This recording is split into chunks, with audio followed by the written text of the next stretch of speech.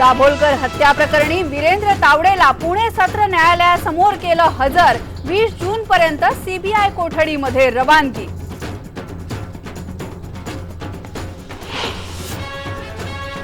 छगन भुजबळांच्या जामीन अर्जावर होतोय युक्तिवाद। वैद्यकीय अहवालामधल्या अनियमिततेच्या आधारे भुजबळांनी केलाय जामिनासाठी अर्ज।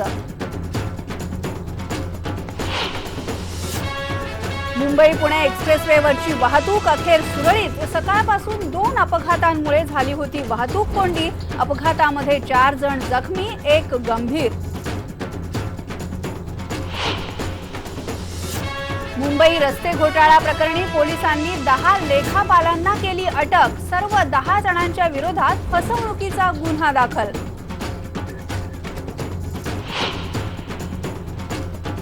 पोलिसांना दारू पाजून खुनाच्या आरोपातल्या कैद्यांना पळवण्याचा प्रयत्न। कोल्हापूरच्या जिल्हा सामान्य रुग्णालयामधल्या कैदी वॉर्डमधला धक्कादायक प्रकार। पोलिसांनी उधळला कट, 5 जण ताब्यात।